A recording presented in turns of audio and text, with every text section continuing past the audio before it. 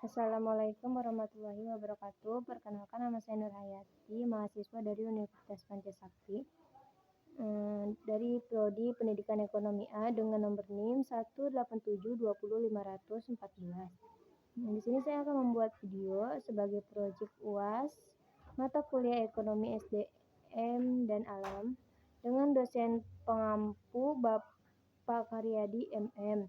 Di sini saya akan menjelaskan beberapa topik dari penjelasan yang pernah dipelajari. Sini ada topik 5. Peran SDM dalam pembangunan. Peran sumber daya alam SDM dalam pembangunan. 1. Keterkaitan SDM dan SDA sebagai modal pembangunan. 2. Suatu bangsa memerlukan aspek pokok yang disebut dengan sumber daya, baik SDA atau natural resource maupun SDM atau human resources. Kedua sumber daya ini sangat penting dalam menentukan keberhasilan suatu pembangunan. Namun untuk mendukung suatu pembangunan, SDM adalah yang terpenting, karena jika sebuah negara memiliki suatu SDM yang terampil dan berkualitas, maka ia akan mampu mengelola SDA yang jumlahnya terbatas. Untuk negara-negara berkembang, di mana terdapat labor surplus ekonomi, artinya modal pembangunan tidak dapat dituangkan hanya pada tersediaannya atau kemungkinan tersedianya dana investasi. Pembangunan tersebut akan selalu mahal dan juga akan mengalami hambatan apabila suatu waktu sumber investasi menjadi terbatas, baik yang berasal dari pemerintah maupun dari masyarakat.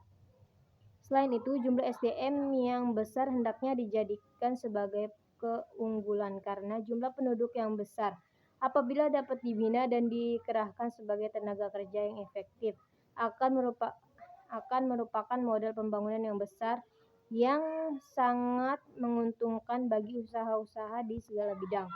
Antara dinamika jumlah penduduk dan proses pertumbuhan ekonomi terdapat hubungan timbal balik yang erat. Hubungan ini dicerminkan dalam hal bahwa penduduk merupakan faktor dinamika pokok pertumbuhan ekonomi, memberikan pengaruh yang aktif terhadap dinamika besar penduduk di pihak lain, sehingga pada saat tertentu akan terjadi suatu keseimbangan rasional antara jumlah penduduk dan pertumbuhan ekonomi.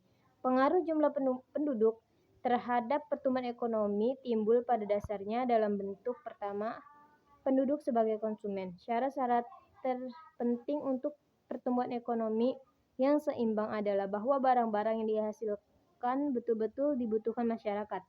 Sebab justru penduduk merupakan konsumen tunggal barang-barang dan jasa-jasa. Dalam hal ini, penduduk merupakan faktor utama pertumbuhan ekonomi. Dengan adanya pengaruh penduduk terhadap pertumbuhan ekonomi dari sudut pandang konsumen, perlu dibedakan antara momen-momen positif dan negatif dari pengaruh tersebut. Pengaruh positif pertumbuhan jumlah penduduk terhadap perkembangan ekonomi terkait dengan timbulnya hambatan permintaan baru yang dapat terjadi jika dalam sektor produksi ditarik sumber-sumber tambahan. Timbulnya permintaan tambahan itu pada akhirnya tercermin di dalam produksi, karena pemuasan kebutuhan penduduk meningkat dengan adanya pembaikan penggunaan sumber-sumber produksi. Tetapi pengaruh jumlah penduduk terhadap pertumbuhan ekonomi bersifat episodik. Pengaruh tersebut biasanya mempunyai arti apabila dalam negeri terdapat simpanan yang secara nyata belum digunakan atau sumber-sumber lain yang mungkin ditarik ke dalam perputaran perekonomian. Dan pertumbuhan penduduk yang cepat akan berpengaruh secara negatif terhadap pertumbuhan perekonomian nasional. Jika penduduk yang tidak bekerja dibanding dengan bekerja bertambah sampai tingkat tertentu, misalnya negara-negara yang tingkat perekonomian masih rendah. Kedua, penduduk sebagai sumber tenaga kerja. Pertambahan jumlah penduduk merupakan sumber tenaga kerja baru, oleh karena itu merupakan faktor pertumbuhan ekonomi. Dalam hal ini, tenaga kerja tersebut dapat bekerja secara produktif dan akhirnya dapat mendorong pertumbuhan ekonomi. Secara umum, tingkat pertumbuhan ekonomi harus lebih tinggi daripada tingkat pertumbuhan penduduk atau tingkat pertumbuhan pendapatan per kapita harus lebih tinggi daripada tingkat pertumbuhan penduduk. Dengan demikian, penekanan pada pertumbuhan ekonomi ini sangat penting, tetapi harus dikoreksi dengan ajas keadilan sosial melalui kesempatan kerja dan pemerataan pendapatan. 2. Perkembangan pendekatan SDM. Ada beberapa pendekatan SDM yang dimasukkan dalam pendekatan multidimensional, yaitu A.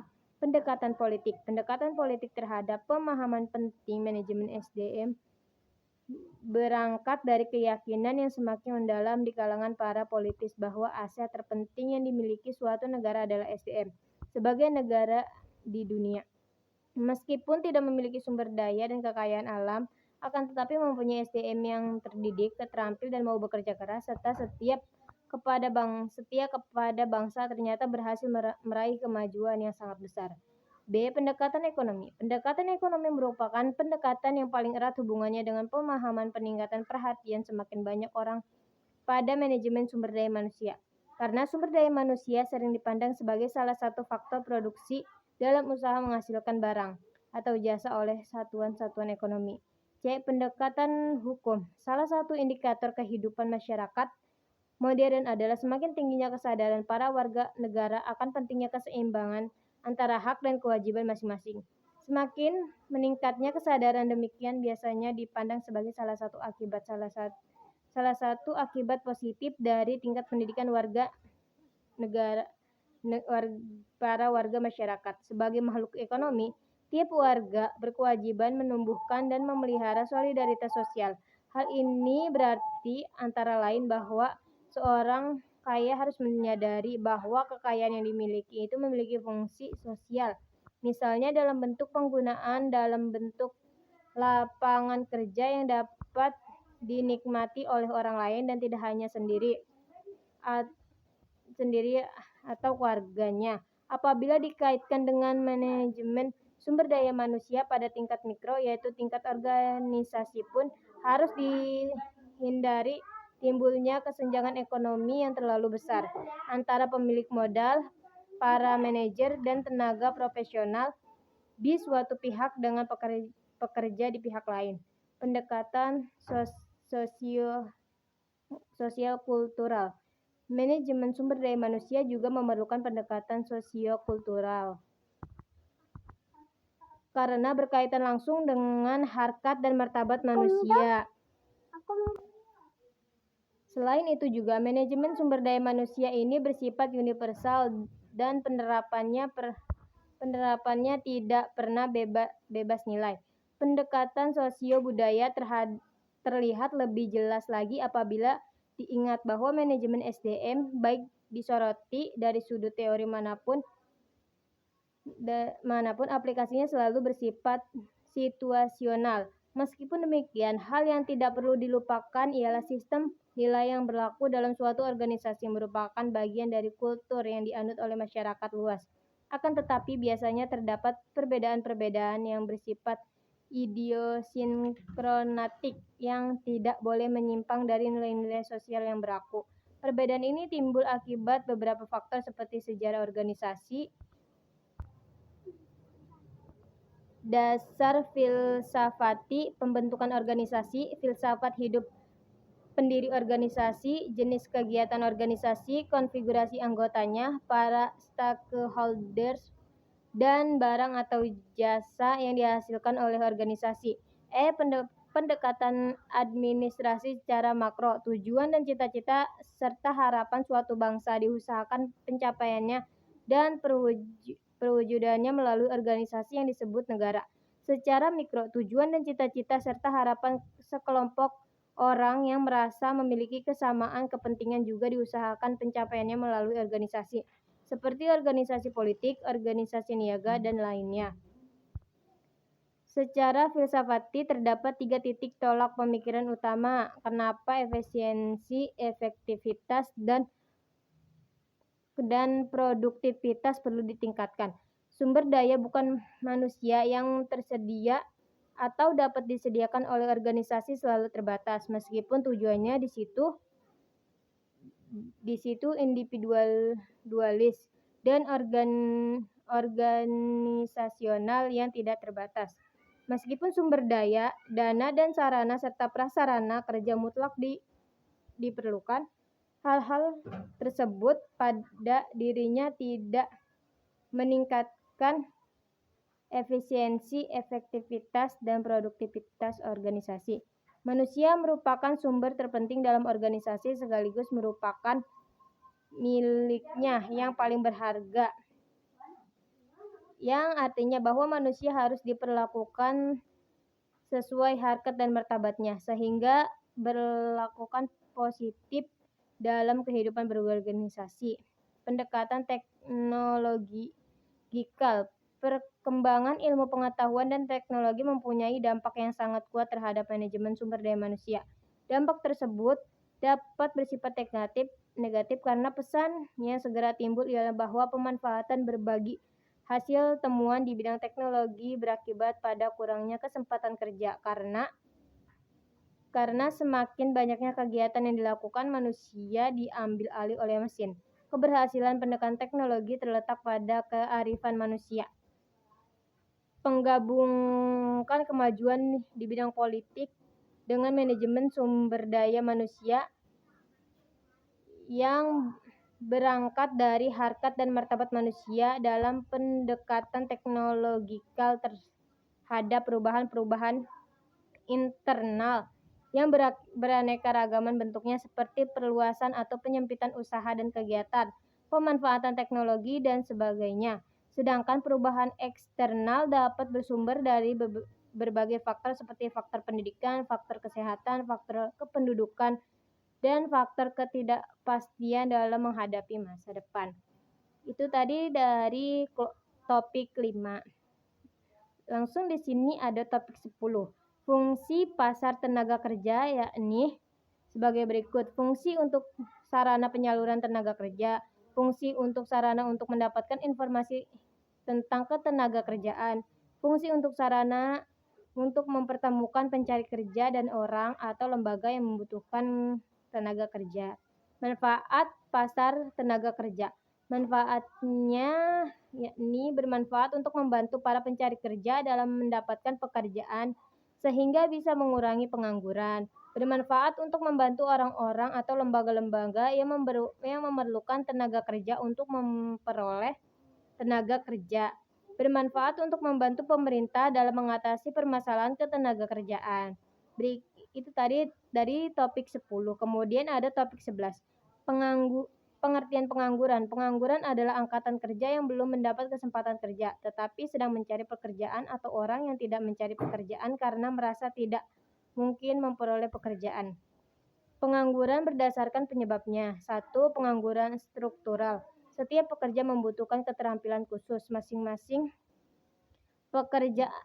Perkembangan ekonomi dan kebutuhan manusia biasanya diikuti oleh perubahan struktur serta corak ekonomi. Biasanya perubahan ini memerlukan keterampilan baru untuk menyesuaikan dengan perubahan tersebut.